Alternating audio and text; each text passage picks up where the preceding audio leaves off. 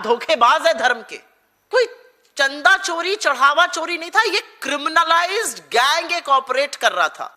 तो अब जब चंदा चोरी हो रही है, जब खिलवाड़ हो रहा है आस्था के साथ, जब आस्था पर प्रहार हो रहा है, तो आप चुप कैसे रह सकते हैं? आप विश्वगुरु बनने चले थे, आपने विदेश नीति चौपट कर दी। तो कलंकित ट्रस्ट है जिसकी नाक के नीचे इतनी बड़ी चोरी हुई, उसको भंग किया जाए, उसकी कोई विश्वसनीयता अब रह नहीं गई है। आरोप लगने के बाद एफआईआर में देरी क्यों हुई? एफआईआर में बड़े लोगों का नाम क्यों नहीं था? चंपत राय बंसल से इस्तीफा दिलवाकर उनको क्यों बचाया जा रहा है? उनके खिलाफ एफआईआर क्यों नहीं की गई? उनकी जांच क्यों नहीं की जा रही है? एसआईटी की रिपोर्ट सार्वजनिक क्यों नहीं की गई? क्या छिपाया जा रहा है? 40 दिन में 70 चोरियां पकड़ी गई। 5.5 साल में कितनी चोरी हुई होगी? इसकी जानकारी, इसका असेसमेंट कैसे होगा? आज पूरे यूपी में कांग्रेस के नेताओं को नजरबंद किया जा रहा है, उनको हाउस अरेस्ट किया जा रहा है। अयोध्या में 100 करोड़ हिंदुओं की आस्था पर ऐसा प्रहार हुआ है जैसा इतिहास में कभी नहीं हुआ था। अयोध्या प्रभु राम की नगरी, मर्यादा पुरुषोत्तम, न्याय के, धर्म के, प्रतिष्ठा के प्रतीक प्रभु राम की नगरी अयोध्या में जब इस तरह का घोटाला होता है तो वो 100 करोड़ हिंदुओं की आस्था पर सबसे बड़ा इतिहास में हमला है।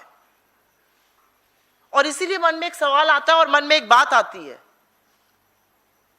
क्या यह सच नहीं है कि भक्तों का पैसा खा गए बीजेपी के चोर और रामलला को लूट लिया? यह है इनका दौर। और शुरुआत में एक और सवाल से करना चाहती हूं। प्रधानमंत्री मोदी जी भूमि पूजन करेंगे, वही शिलान्यास किया उन्होंने ही उद्घाटन किया, उन्होंने ही प्राण प्रतिष्ठा करी, ध्वजारोहण भी मोदी जी ने किया, ट्रस्ट भी मोदी जी ने बनाया। और जब चंदा चोरी की बात आई तो मोदी जी सेशल्स में एक अवार्ड खरीदने में व्यस्त थे, जिसकी स्पेलिंग भी गलत है। शायद देर रात को लौटे हैं, आप लोगों को तो खैर सवाल पूछने का मौका उनसे नहीं मिल पाता है, लेकिन इस देश में कोई तो पूछेगा ना उनसे कि आप सारा श्रेय लेना चाहते थे। और जब हिंदू धर्म में और हमारी आस्था पर इतना बड़ा प्रहार हो रहा है, हमारी आस्था को तार तार करके रख दिया गया है, हिंदू धर्म के अनुयायियों के साथ इतना बड़ा भद्दा मजाक किया जा रहा है, तो आप बिल्कुल चुप है, आपके मुंह से एक शब्द नहीं फूट रहा है। आप हिंदुत्व के स्वयंभू ठेकेदार बनते थे और आज प्रभु राम के दरबार में मची लूट को देखकर जो आपके लोगों ने की है, आपके सबसे ट्रस्टेड लोगों को आपने इस ट्रस्ट में डाला था, आप चुप है? क्या हिंदू धर्म की, हिंदू अनुयायियों की, हिंदुओं की आस्था की ये इज्जत है आपके मन में? आनन फानन में, और मैं पहले पॉइंट से ही शुरू करती हूं, जैसे ये महापाप सामने आया, आनन फानन में एक एसआईटी गठित करी गई, जिसका उद्देश्य, जिसकी सारी कवायद थी, प्यादों को पकड़ो, बड़े लोगों को छोड़ दो, माल ठिकाने लग जाए। इस एसआईटी की रिपोर्ट सबमिट हो गई। ये रिपोर्ट सार्वजनिक क्यों नहीं हुई? सरकार द्वारा गठित एसआईटी, जिसमें सरकार के बाबू शामिल थे, इन सरकारी बाबू ने सरकार के एक और बाबू को यह रिपोर्ट सौंप दी। जज, जूरी, एग्जीक्यूशनर सरकार है, क्या न्याय की उम्मीद की जाए इससे? और उस एसआईटी को, उस रिपोर्ट को सार्वजनिक नहीं किया गया। जब चंदा लेने का वक्त था, जब चढ़ावा लेने का वक्त था, जब आस्था की बात थी, तो इस देश के गरीब ने, इस देश के मध्यम वर्ग ने, इस देश के लोगों ने पूरी आस्था, पूरे विश्वास से प्रभु राम के दरबार में दान किया। और जब उसके साथ खिलवाड़ हुआ तो आपने एक गुप्त, गोपनीय एसआईटी गठित करी, और पता ही नहीं उस एसआईटी की रिपोर्ट क्या है। यह सार्वजनिक क्यों नहीं की जा रही है? ये किसी वेबसाइट पर क्यों नहीं डाली जा रही है? 40 दिन में 70 चोरियां हुई, ये सीसीटीवी ने कैप्चर किया। 40 दिन में 70 चोरियां। जिन मुगलों को पानी पी पी कर गाली देते हैं, तो गजनवी ने भी ये नहीं किया था जो इन्होंने कर डाला। और आपको आगाह कर दूं, ये 40 दिन में 70 चोरियां सिर्फ 40 दिन का ब्यौरा दे रही हैं। 5.5 साल में कितनी चोरी हुई है, इसका ब्यौरा कौन देगा? क्योंकि असलियत यह है कि सालों से लगातार संगठित रूप से हर रोज लूट का कार्यक्रम चल रहा था, जो सबकी जानकारी में था, सबकी निगाह में था, और इसका स्वाद सबने चखा है। इसमें सबकी मिली भगत है। मॉनिटरिंग सिस्टम कहां था? सीसीटीवी फुटेज 45 दिन की ही क्यों थी? सिक्योरिटी कहां थी? आपको लगता है कि वो जो छोटे छोटे प्यादे पकड़े गए हैं उनके बस की बात थी इतने बड़े भव्य मंदिर में इतनी बड़ी चोरी कर लेना? 80 लाख रुपए जब्त होने की खबरें सामने आ रही हैं। 80 लाख रुपए जब्त होने की खबरें अभी की सामने आ रही हैं। आप ये सोचिए 5.5 साल से कितना पैसा लूटा गया होगा। 40 दिन में 70 चोरियां हुई हैं। 5.5 पौने 6 साल जब से मंदिर का अनावरण हुआ, इनॉग्रेशन हुआ, तब से कितनी चोरी हुई होगी?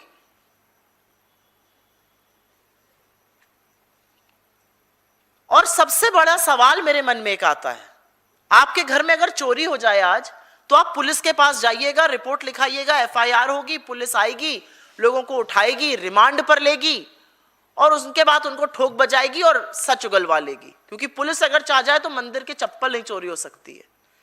यहां पुलिस आई, पुलिस ने प्यादों को गिरफ्तार किया, और वो प्यादे स्टेट के दामाद बनकर जेल में मजे की जिंदगी जी रहे, और बड़े लोगों को छोड़ दिया गया, बड़े डाकुओं को, कि आप लूटा हुआ माल पहले ठिकाने लगा लीजिए।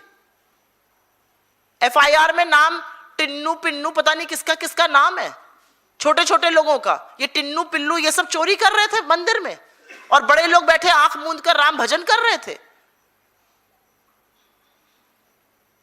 तो सवाल इस बात का है कि एफआईआर में लोगों का नाम नहीं आया, छुटपुटिए गिरफ्तार हो रहे हैं, बड़े बड़े डाकू स्वच्छंद घूम रहे हैं। और इसीलिए मैं अब मेन किरदार की भी बात करना चाहती हूं। आनन फानन में एसआईटी की रिपोर्ट आई, और शपथ लगाने के बाद चंपत राय बंसल, जो ट्रस्ट के महासचिव थे, सर्वे सर्वा थे, वही आदि अनंत बने हुए थे ट्रस्ट का, उन्होंने इस्तीफा दे दिया। क्या इस्तीफा देने से बच जाएंगे चंपत राय जी? चंपत राय जी इस्तीफा देते हैं और उनको जैसे इजी रूट से निकाल दिया गया। पहले दिन से कवायद है कि उनको बचाया जाए, लेकिन उनका इस्तीफा इस बात का सबूत है कि बहुत बड़ा घोटाला हुआ है, बहुत बड़ा महापाप हुआ है। ये दाल में काला नहीं है, पूरी की पूरी दाल काली है। और इसी से ट्रस्ट की विश्वसनीयता पर सवाल उठता है। 40 दिन में 70 चोरी सामने आ गई, तो शुरू से ऑडिट कैसे होगा? और ट्रस्ट पर अभी मैं बोलती हूं उसके पहले, लेकिन मैं आपको कुछ बातें जो पढ़ी मैंने, मेरी रूह कांप गई। ये कोई चंदा चोरी, चढ़ावा चोरी नहीं था, ये क्रिमिनलाइज्ड गैंग एक ऑपरेट कर रहा था। 400 निजी कर्मी, सुरक्षा कर्मी उस मंदिर में चंपत राय की सुरक्षा करते थे, और वो उस रूट पर भी तैनात रहते थे जहां पर गिनती होती थी, जहां से पैसा बैंक जाता था। तो सबसे बड़ा सवाल यह है कि केंद्र के सुरक्षा बल तैनात है, राज्य का फोर्स तैनात है, तो ये 400 निजी सुरक्षा कर्मी 1 करोड़ रुपए महीने पर क्या कर रहे थे? चंपत राय जी को अगर राजा बनना ही था तो चढ़ावे और चंदे से राजा बनने का उनकी इच्छा पूरी की जा रही थी। उनका जीवन में और वो क्या क्या करते थे, उनकी क्या प्रेफरेंसेस थी, अदरवाइज मैं उस पर चर्चा नहीं करना चाहती। वो लोग बोल ही रहे हैं तो आरएसएस के बारे में पुरानी बातें कही जाती हैं। लेकिन हाँ, मेरे मन में यह सवाल जरूर उठता है कि ये निजी सुरक्षा कर्मी क्या कर रहे थे उनके लिए। श्री राम जन्मभूमि तीर्थ क्षेत्र ट्रस्ट और स्टेट बैंक ऑफ इंडिया ने मिलकर एक एसओपी, स्टैंडर्ड ऑपरेटिंग प्रोसीजर तैयार किया था। ऐसे ऐसे गिनती होगी, ऐसे ऐसे इसका नोट की गड्डियां बनाई जाएंगी, ऐसे ऐसे ये बैंक आएगा, इन लोगों को एक्सेस होगा, इतना इतना सीसीटीवी कैमरा पर कैप्चर होगा। और खबरों के मुताबिक उन नियमों का पालन भी नहीं किया जा रहा था। और एसबीआई ने गड़बड़ी की आशंका को देखते हुए 3 महीने पहले दान की गिनती करने वाले कुछ कर्मचारियों को निकालने की सिफारिश भी की थी। किसने अनदेखा किया उसको? और क्या ये चंदा चोरी अभी 40 दिन में हुई है?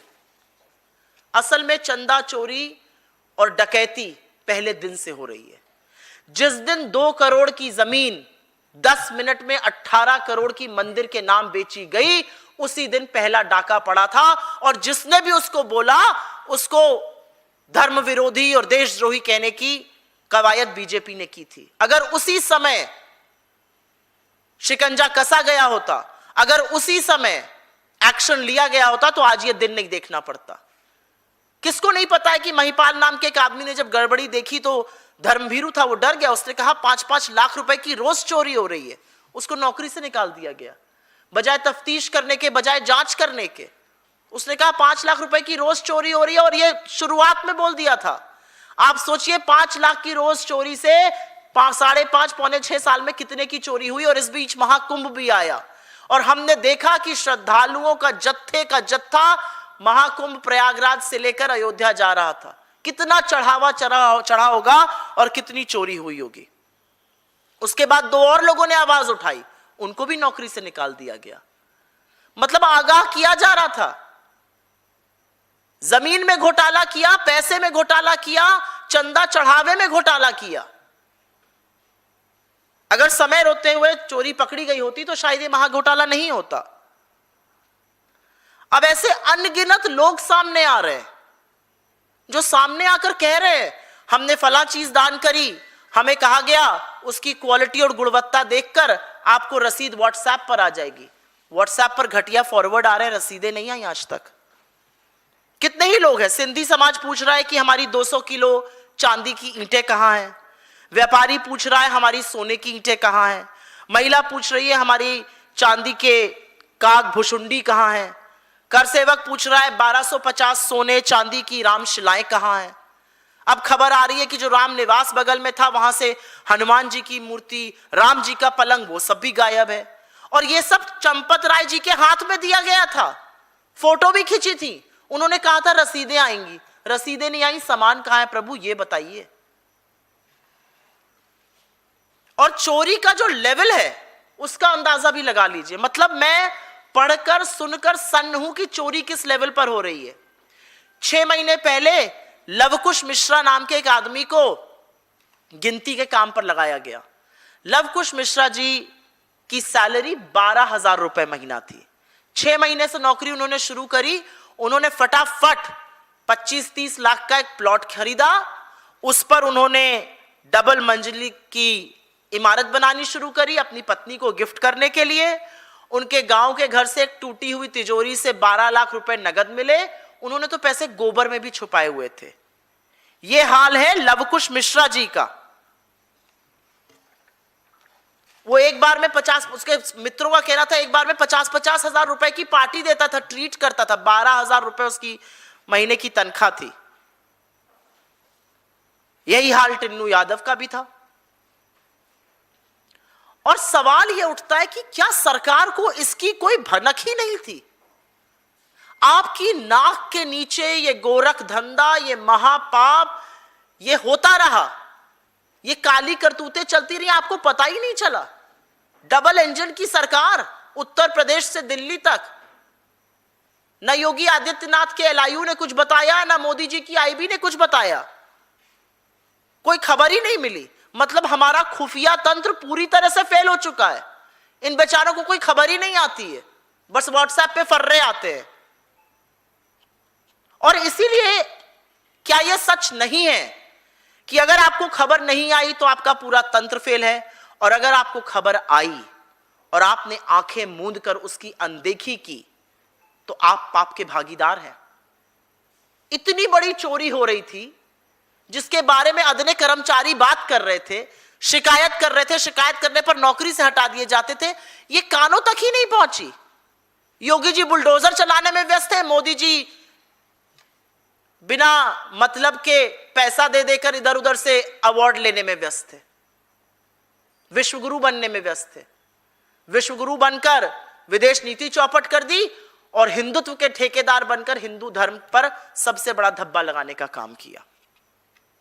और इसीलिए सवाल इस बात का है कि ट्रस्ट की चर्चा कैसे ना हो। यह कोई साधारण ट्रस्ट नहीं है, यह हमारा और आपका पेपर पे बनाया हुआ ट्रस्ट नहीं है जिसको जाके सोसाइटीज में रजिस्टर कर दो। इस ट्रस्ट की घोषणा फरवरी 2020 में खुद नरेंद्र मोदी जी ने करी थी। इसके सदस्य चंपत राय जी और अनिल मिश्रा जी जैसे तमाम वो लोग हैं जो आरएसएस से बड़े प्रगाढ़ संबंध रखते हैं, आजीवन आरएसएस के कार्यकर्ता रहे, से क्या बोलते हैं, संघ के सेवक रहे। और इसमें तमाम वो लोग हैं, कोई नरेंद्र मोदी की आंखों का तारा अफसर है, तो कोई योगी आदित्यनाथ जी का प्यारा दुलारा अफसर है। तमाम आला अधिकारी इस ट्रस्ट के सदस्य हैं। और एक सच यह है कि इस ट्रस्ट को आपने आरटीआई से भी बाहर किया, आपने अपने लोगों से इस ट्रस्ट को भरा। और मेरा मानना है कि जब मोदी जी ये ट्रस्ट बना रहे होंगे तो उनको जरूर लगा होगा कि ये सर्वश्रेष्ठ हिंदुओं को मैं भर रहा हूं, ये सबसे धर्मभीरू, सबसे धर्मपरायण हिंदुओं से मैं इस ट्रस्ट को भर रहा हूं। और इस ट्रस्ट की नाक के नीचे ये लूट मचती रही, ये चोरी होती रही, ये महापाप होता रहा और ट्रस्ट को भनक ही नहीं लगी। और ये सब आरएसएस से संबंधित लोग हैं। तो जब ट्रस्ट की कोई विश्वसनीयता ही नहीं है तो इसको तो भंग कर देना चाहिए तुरंत। क्यों है ये ट्रस्ट? ट्रस्ट को पता ही नहीं चला कि कितनी सोने की ईंटें आई, कितनी चांदी की ईंटें आई, कितनी कितनी चांदी डोनेट हुई, किसने क्या डोनेट किया, किसी को पता ही नहीं है कुछ। लेकिन एक बात यह भी सच है कि इस पूरे घोटाले ने, इस पूरे चढ़ावा चोरी ने, चंदा चोरी ने आरएसएस का जो असली चेहरा है वो बेनकाब कर दिया है, उनका फर्जी जो भांडा है उसको फोड़कर रख दिया है। आरएसएस लालचियों की, पापियों की एक फौज है। मर्दिन ट्रस्ट में चाहे वो चंपत राय बंसल हो या अनिल मिश्रा हो, गोविंद गिरी हो या दूसरे तमाम नेता हो, ये सब संघ से जुड़े हुए हैं। और ये सब मंदिर के चढ़ावा चोरी में ऊपर से नीचे तक उस पूरे पाप में डूबे हैं। और मेरा मानना है कि यह असंभव है कि चंपत राय बंसल को या अनिल मिश्रा को या गोविंद गिरी को इसके बारे में पता ना हो। लूट का माल तो लखनऊ से लेकर दिल्ली और यहां से होता हुआ नागपुर तक जरूर पहुंचा है। और इस सब में मैं एक बात दोहराऊंगी, और इसलिए दोहराऊंगी क्योंकि जब आप श्रेय लेते हैं तो आपको सच का भी सामना करना पड़ता है। राम मंदिर बनने का फैसला उच्चतम न्यायालय ने लिया। भूमि पूजन किसने किया? नरेंद्र मोदी ने। शिलान्यास किसने किया? नरेंद्र मोदी ने। उद्घाटन किसने किया? नरेंद्र मोदी ने। प्राण प्रतिष्ठा किसने की? नरेंद्र मोदी ने। ध्वजारोहण किसने किया? नरेंद्र मोदी ने। ट्रस्ट किसने बनाया? नरेंद्र मोदी ने। किसने उसमें चुन चुन के सदस्य डाले? नरेंद्र मोदी ने। ट्रस्ट को आरटीआई से बाहर किसने किया? नरेंद्र मोदी ने। तो जब आपने ये सब किया तो अब जब चंदा चोरी हो रही है, जब खिलवाड़ हो रहा है आस्था के साथ, जब आस्था पर प्रहार हो रहा है, तो आप चुप कैसे रह सकते हैं? आप विश्वगुरु बनने चले थे, आपने विदेश नीति चौपट कर दी। आप बनने चले हिंदुत्व के ठेकेदार, आप धर्म के साथ विश्वासघात कर रहे हैं। ये धोखा है और आप धोखेबाज है धर्म के। आपने तो शंकराचार्यों को भी आने नहीं दिया वहां पर। जो हिंदू धर्म के शिरोमणि शंकराचार्य हैं उनको आने पर रोक लगी, क्योंकि मोदी जी को सब कुछ करना था, मोदी जी को टीवी पर छाना था, मोदी जी की छवि सुधरनी थी, मोदी जी को श्रेय लेना था। तो जब श्रेय जीवी आप थे, आज जब इतना बड़ा चोरी और घोटाला और महापाप सामने आया तो आप चुप कैसे हैं? आप कैसे सेशंस घूम रहे हैं? आप कैसे गलत स्पेलिंग वाले अवार्ड ले रहे हैं? आप जाके वहां पर $175 मिलियन डोनेट कर रहे हैं, आपको फर्जी अवार्ड दिए जा रहे हैं जो ना आपसे पहले ना आपके बाद किसी को दिए जाएंगे, जैसे इजराइल में हुआ, जैसे फिलिप कोटलर के साथ हुआ। आप दुनिया घूमने में मशगूल हैं। यहां के कछुओं को मारकर ग्रेट निकोबार में वहां जाके कछुआ खिला रहे हैं, लोकल ड्रिंक पी रहे हैं। आप तो गर्मी के मजे उड़ा रहे हैं, फ्रांस, नॉर्वे, स्वीडन, इटली घूम रहे हैं, सेशल्स जा रहे हैं और दुनिया को आप पाठ पढ़ाते हैं। आप चुप कैसे हैं? और मोदी जी की चुप्पी अपने आप में और तगड़े और असहज सवाल खड़े करती है। और एक और बात का उल्लेख करना चाहती हूं। एक घुट्टी पिलाई जा रही है व्हाट्सएप पर, दुर्भाग्यवश मेरे पास भी कुछ लोग फॉरवर्ड करते हैं उनको। एक घुट्टी पिलाई जा रही है, राम जी सब देख लेंगे, भगवान राम का मामला है, खुद ही देख लेंगे, विपक्ष को क्या जरूरत है उठाने की। ये व्हाट्सएप फॉरवर्ड वैसे तो बीजेपी जो हिंदुओं में आक्रोश है, जो हिंदुओं में गुस्सा है, उसको शांत करने के लिए भेज रही है। लेकिन यह सच है, एक ही सच वो बोल रहे हैं, भगवान राम सब देख लेते हैं। भगवान राम ने देखा, आपको 2024 में अयोध्या नगरी हराया और आपको सबक सीखने का मौका दिया, आपने सबक नहीं सीखा। बीजेपी, आरएसएस, उनके एसोसिएटेड जो संगठन हैं, उन्होंने वही किया जो रावण ने किया था। उन्होंने प्रभु राम को कमजोर समझने की गलती करी। प्रभु राम ने आपको सबक सिखाया था। और मेरा यह मानना है कि चाहे वो योगी आदित्यनाथ हो, चाहे वो नरेंद्र मोदी हो, उत्तर प्रदेश के मुख्यमंत्री या देश के प्रधानमंत्री, आप कितनी भी लीपापोती कर लीजिए, लूट में शामिल बड़ी बड़ी मगरमच्छों को बचाने की कवायद करिए, खुद बचने की कवायद करिए, याद रखिएगा प्रभु राम अधर्मियों और अत्याचारियों का दमन जरूर करते हैं। और इसी के साथ मैं एक और बात का उल्लेख करना चाहती हूं। आज पूरे यूपी में कांग्रेस के नेताओं को नजरबंद किया जा रहा है, उनको हाउस अरेस्ट किया जा रहा है। हमारे प्रदेश अध्यक्ष दर्शन करने के लिए अयोध्या पहुंचे, वहां पर उनको हाउस अरेस्ट कर लिया गया। मतलब विपक्ष के खिलाफ सारा दमन करना है। जिन लोगों ने प्रभु राम के दरबार में लूट मचाई, उनको माल ठिकाने लगाने का मौका देना है। छोटे छोटे इस्तीफे कराकर प्यादों को पकड़कर आंखों में धूल झोंकना है। मेरे कुछ सवाल हैं और उन सवालों को मैं दोहरा देती हूं अपनी मांगों के साथ। एसआईटी की रिपोर्ट सार्वजनिक क्यों नहीं की गई? क्या छिपाया जा रहा है? 80 लाख रुपए अभी तक बरामद हुए हैं, बाकी करोड़ों रुपए कहां हैं? कुल कितने की चोरी हुई है? 40 दिन में 70 चोरियां पकड़ी गई। 5.5 साल में कितनी चोरी हुई होगी? इसकी जानकारी, इसका असेसमेंट कैसे होगा? स्वतंत्र ऑडिट क्यों नहीं कराया जा रहा है?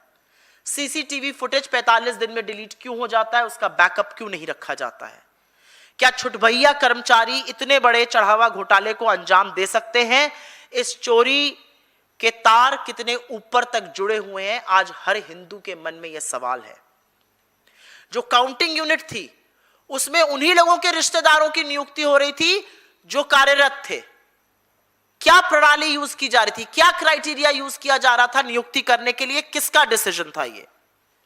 आरोप लगने के बाद एफआईआर में देरी क्यों हुई? एफआईआर में बड़े लोगों का नाम क्यों नहीं था? चंपत राय बंसल से इस्तीफा दिलवाकर उनको क्यों बचाया जा रहा है? उनके खिलाफ एफआईआर क्यों नहीं की गई? उनकी जांच क्यों नहीं की जा रही है? इतना बड़ा घोटाला होता रहा और मुख्यमंत्री आदित्यनाथ जी को, योगी आदित्यनाथ जी को और प्रधानमंत्री नरेंद्र मोदी को इसकी भनक कैसे नहीं लगी? क्या आपका पूरा खुफिया तंत्र, क्या आपका एलआईयू, क्या आपका आईबी, क्या आपका पूरा एजेंसीज पूरी तरह से ध्वस्त हो चुके हैं? ट्रस्ट के लोगों की नियुक्ति किस आधार पर की गई? सिर्फ क्योंकि वो आरएसएस से संबंधित थे और उनकी नाक के नीचे इतना बड़ा पाप हुआ, तो अब इस ट्रस्ट की क्या मान्यता रह गई? इसकी क्या क्रेडिबिलिटी रह गई है? चंपत राय जी बंसल को संरक्षण लगातार कौन दे रहा है? उनको कौन बचा रहा है? शिलान्यास से लेकर प्राण प्रतिष्ठा करने वाले प्रधानमंत्री नरेंद्र मोदी चुप्पी क्यों रखे हुए हैं? वो अपनी चुप्पी कब तोड़ेंगे? प्रभु राम का मंदिर आस्था का, विश्वास का, मर्यादा का मंदिर है। यहां पर हर उस व्यक्ति ने दान किया है जिसकी प्रभु राम में, उनकी मर्यादा में, हिंदू धर्म में आस्था है। यह लोक आस्था का मंदिर है। यहां पर गरीब ने, मध्यम वर्ग लोगों ने अपनी बचत करके अपनी जरूरतों को काट कर दान किया और सरकार और ट्रस्ट ने करोड़ों हिंदुओं के साथ धोखा किया है, विश्वासघात किया है और इस विश्वासघात को मैं महापाप कहती हूं। इसीलिए हमारी मांग है कि योगी आदित्यनाथ की उत्तर प्रदेश सरकार एसआईटी को जो रिपोर्ट आई है उसको तुरंत सार्वजनिक करे, एक वेबसाइट पर डाली जाए जिसको सब लोग उसको पढ़ सकें। इस कलंकित ट्रस्ट को तुरंत भंग किया जाए। चंपत राय बंसल और अन्य जो बड़े बड़े मगरमच्छ हैं उनके खिलाफ एफआईआर हो, उनकी जांच हो। शुरू से जितना भी चढ़ावा आया उसका एक निष्पक्ष स्वतंत्र ऑडिट हो। देश के प्रधानमंत्री नरेंद्र मोदी चुप्पी तोड़े और राष्ट्र को संबोधित करें। धर्म के नाम पर नफरत तो उन्होंने बहुत फैलाई है, धर्म के नाम पर जो आस्था पर प्रहार किया, इसके लिए देश से माफी मांगे और इस पूरे महाघोटाले की जांच सिटिंग सुप्रीम कोर्ट जज के तत्वावधान में हो, उनकी देखरेख में हो, क्योंकि मुंसफी कातिल और कातिल ही मुंसफ बनकर इस मामले की जांच नहीं हो सकती। मैं पुनः कहूंगी, भक्तों के पैसे खा गए बीजेपी के चोर, रामलला को लूट गए, ये है इनका दौर, ये इनकी असलियत है, ये इनका घिनौना चेहरा है। हिंदुत्व के स्वयंभू ठेकेदार बनकर इन्होंने जितना पाप और जितना असम्मान, जिस तरह से जो हिंदू धर्म के साथ किया है, वो दूसरा और कोई नहीं कर सकता है। आपके सवालों का स्वागत है। सवाल सुओ मोटो पर रहे। मैम एक बार मांग को रिपीट कर दीजिएगा, जो मांग। हमारी पहली मांग है कि योगी आदित्यनाथ की उत्तर प्रदेश सरकार एसआईटी की जांच रिपोर्ट को तुरंत सार्वजनिक करे, इसको एक वेबसाइट पर डाला जाए जिससे इस देश के 100 करोड़ हिंदू उसको पढ़ सके, उसको देख सके और समझ सके कितना बड़ा घोटाला हुआ है, किसने किया है। हमारी दूसरी मांग है कि जो कलंकित ट्रस्ट है, जिसकी नाक के नीचे इतनी बड़ी चोरी हुई, उसको भंग किया जाए, उसकी कोई विश्वसनीयता अब रह नहीं गई है। हमारी तीसरी मांग है कि चंपत राय बंसल और उनके जैसे जो बड़े बड़े मगरमच्छ हैं, जो बड़ा पैसा डकार कर बैठे हैं, उनके खिलाफ भी एफआईआर हो, उनकी भी जांच हो। इस्तीफे से काम नहीं चलेगा, वो आंख में धूल झोंकने का काम है। हमारी चौथी मांग है कि जब 40 दिन में 70 चोरियां सामने आ रही हैं, तो शुरू से जो चढ़ावा चढ़ा है उसका निष्पक्ष ऑडिट हो, स्वतंत्र ऑडिट हो। देश के प्रधानमंत्री जिन्होंने भूमि पूजन से लेकर शिलान्यास और उद्घाटन, प्राण प्रतिष्ठा सब किया, शंकराचार्यों को किनारे करके किया, हर मान्यता को ताक पर रख के किया, श्रेय लेने के लिए किया, आज इस चंदा चोरी पर, इस महापाप पर चुप क्यों है? उनको अपनी चुप्पी तोड़नी पड़ेगी। इस देश से हिंदुओं की आस्था को आहत करने के लिए, विश्वासघात करने के लिए, धोखा करने के लिए माफी मांगनी पड़ेगी। और हमारी अंतिम और सबसे जरूरी मांग है कि इस पूरे महाघोटाले की जो जांच है वो सिटिंग सुप्रीम कोर्ट जज की निगरानी में हो, जिससे सच सामने आए। क्योंकि एसआईटी जो बाबुओं से बनी हो और बाबू को ही जाकर रिपोर्ट दे रही है, कातिल और मुंसिफ एक होकर सच सामने नहीं आ सकता है। धर्म को ठेस पहुंची है, करोड़ों हिंदुओं की आस्था पर प्रहार हुआ है, लोगों ने अपना पेट काट कर जो चंदा दिया था उसकी जबरदस्त चोरी हुई है, और सच सामने आना जरूरी है।